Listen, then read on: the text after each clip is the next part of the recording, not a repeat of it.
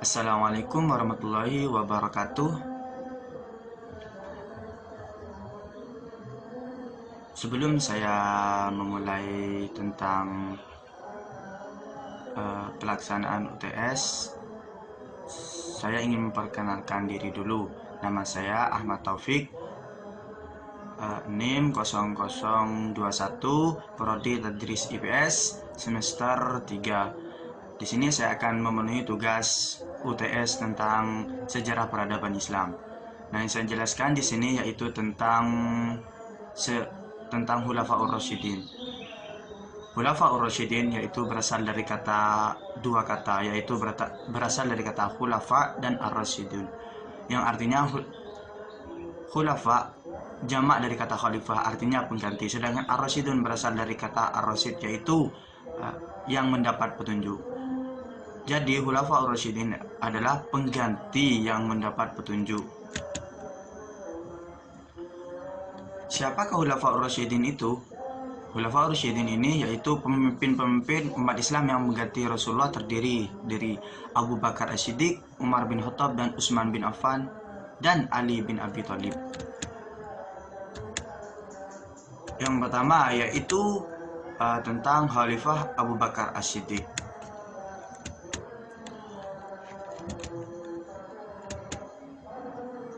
Apa saja yang kebijakan Khalifah yang paling penting dalam Khalifah Abu Bakar As-Siddiq? Yang pertama yaitu memerangi kaum murtad, yang kedua kodifikasi pembukuan Al-Quran, dan yang ketiga perluasan wilayah negara Islam.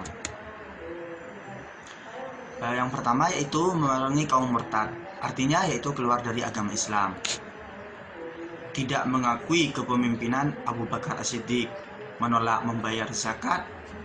Beberapa kelompok kembali menganut tradisi dan agama sebelumnya. Meninggalnya Rasulullah sebagai alasan pemurtatan dan pembanggangan. Dan yang terakhir, memerangi kaum murtad, artinya gerakan pemurtatan riddah ini dipelopori oleh kepala suku. Apa tindakan Abu Bakar dalam memerangi kemurtadan tersebut? Yang pertama yaitu mengajak kelompok yang murtad dengan cara persuasif atau dengan cara yang damai. Artinya Abu Bakar itu mengajak, apabila ada yang murtad itu mengajak untuk damai. Sedangkan yang kedua, apabila tidak ingin berdamai, maka jika mereka memilih perang ketimbang kembali kepada Islam, umat Islam akan menghadapinya. Yang kedua yaitu munculnya nabi palsu. Munculnya nabi palsu itu dilatar belakangi oleh rasa iri terhadap keberhasilan Nabi Muhammad SAW membangun masyarakat baru. Siapakah nabi palsu tersebut? Yaitu terdiri dari Tulaihah bin Khuwailid al-Asadi, Aswad al-Ansi, Malik bin Nuwairah, Musailamah al-Kadzab. Serta dalam mengatasi munculnya nabi palsu ini banyak terjadi peperangan. Yang ketiga yaitu kodifikasi Al-Quran. Kodifikasi Al-Quran ialah kegiatan pengumpulan lembaran-lembaran atau mushaf yang berisi tulisan ayat-ayat Al-Quran yang ditulis oleh para sahabat Rasulullah di media kulit binatang, pelepah kurma, tulang, dan sebagainya. Kodifikasi dilakukan atas usulan Umar bin Khattab dengan pertimbangan sebagai alat bantu untuk mendokumentasikan ayat-ayat Al-Quran, dan banyak penghafal Al-Quran yang meninggal. Koordinator kegiatan kodifikasi ini adalah Zaid bin Zabid.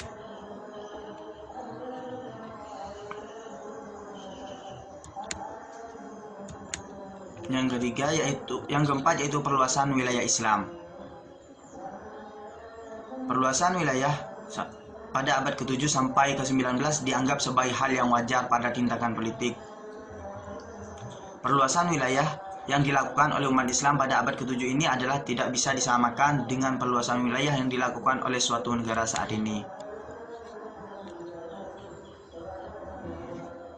3. Strategi politik perluasan wilayah Islam pada masa Abu Bakar. Yang pertama yaitu menganjurkan masuk Islam dengan jaminan perlindungan harta dan jiwa. Yang kedua, jika tidak masuk Islam, membayar jizyah atau pajak jiwa dan harta akan dijamin perlindungannya. Yang ketiga, jika menentang akan diperangi. Yang kedua yaitu pada masa Khalifah Umar bin Khattab. Sekilas tentang kisah Umar bin Khattab, yaitu sebelum masuk Islam termasuk orang yang paling memusuhi Islam, sejajar dengan Umar bin Hisam, yaitu Abu Jahal. Umar bin Khattab ini orang yang paling ditakuti pada masa dakwah Nabi Muhammad SAW, termasuk golongan orang Umar bin Khattab ini termasuk golongan orang yang pertama kali masuk Islam atau as-sabiqunal awwalun. Nama besar Umar memberikan pengaruh terhadap dakwah Rasulullah SAW.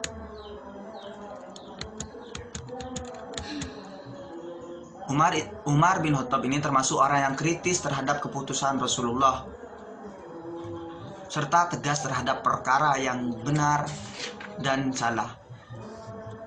Terus Umar bin Khattab ini mempersatukan konflik pergantian kepemimpinan setelah Nabi Muhammad SAW meninggal.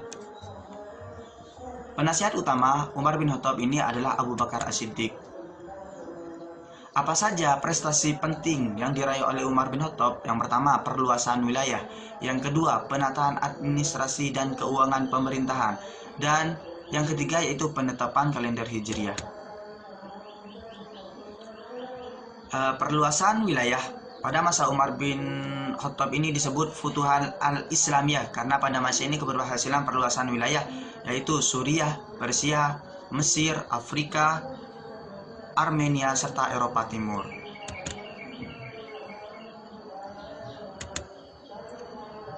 Yang kedua yaitu menata administrasi dan keuangan pemerintahan, yaitu yang pertama tentang pembentukan Baitul Mal, yaitu lembaga yang mengurusi keuangan negara.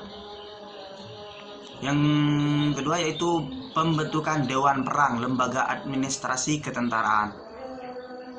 Setelah itu yaitu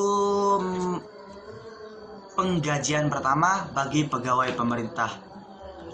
Lanjut, santunan yang diberikan kepada seluruh rakyat berdasarkan lamanya memeluk Islam. Yang ketiga yaitu penetapan kalender Hijriah. Awal penghitungan tahun Hijriah berdasarkan hijrah Rasul ke Madinah. Yang kedua yaitu hijrah adalah simbol titik balik kemenangan Islam. Yang ketiga yaitu hijrah menandakan pembagian surah-surah Al-Quran. Yang keempat, hijrah menandai 2 periode dakwah.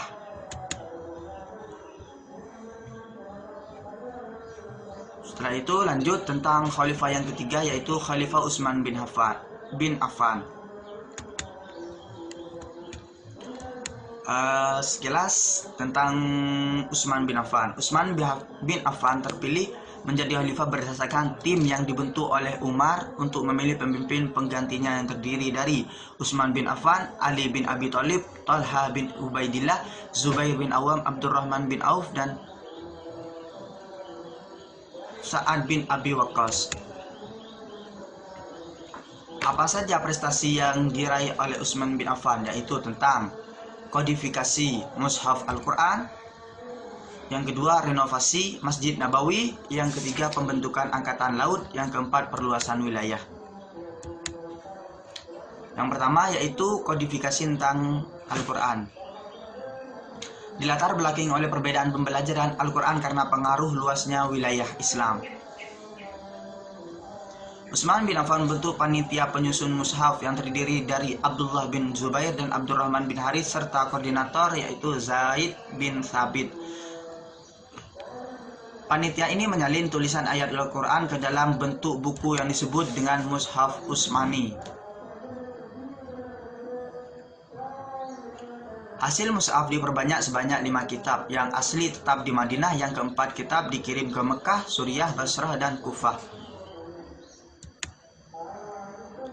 Yang kedua, hasil prestasi Utsman bin Affan yaitu merenovasi Masjid Nabawi. Masjid Nabawi mulai dibangun pada masa Umar dan diperluas pada masa Utsman atau direnovasi oleh Utsman bin Affan. Yang ketiga yaitu pembentukan angkatan laut. Pada masa Utsman bin Affan, kekuasaan negara Islam dicapai oleh Afrika, Siprus, dan Konstantinopel. Yang keempat yaitu perluasan wilayah meliputi Azerbaijan dan Armenia. Yang keempat yaitu Khulafaur Rasyidin. Yang keempat yaitu adalah Khalifah Ali bin Abi Thalib. Peristiwa yang terjadi setelah pemerintahan Khalifah Utsman yaitu berakhir terjadi fitnah di dalam kalangan umat Islam di Basrah, Mesir, dan Kufah. Provokator peristiwa yang terjadi setelah pemerintahan Utsman berakhir yaitu Abdullah bin Saba. Implikasi fitnahnya untuk berakhirnya Khalifah Utsman ini yaitu munculnya kelompok yang memberontak dan menuntut Utsman untuk mundur. Akhirnya Khalifah Utsman meninggal dibunuh oleh keadaan berpuasa dan membaca Al-Quran. Kebijakan pemerintahan Khalifah Ali bin Abi Thalib yang pertama yaitu pergantian pejabat yang tidak memiliki integritas, artinya tidak memiliki kesatuan. Banyak pejabat yang diangkat karena kedekatannya dengan Khalifah Utsman. Yang kedua, hal ini mengakibatkan kebencian terhadap Khalifah Ali bin Abi Thalib semakin bertambah, yaitu membenahi keuangan negara. Yang keempat, memajukan bidang ilmu bahasa dan bidang pembangunan.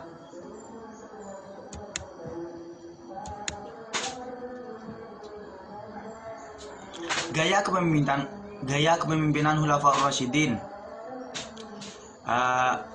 Pada masa Khalifah Abu Bakar yaitu lembut dan tegas. Pada masa Umar cerdas, tegas, dan mementingkan rakyatnya. Yang ketiga yaitu Utsman bin Affan, saleh, penyantun, serta sabar. Ali bin Abi Thalib tegas, mengutamakan kebenaran. Mungkin hanya itu yang bisa saya dapat sampaikan untuk memenuhi UTS ini. Apabila ada kesalahan, saya mohon maaf yang sebesar-besarnya. Wassalamualaikum warahmatullahi wabarakatuh.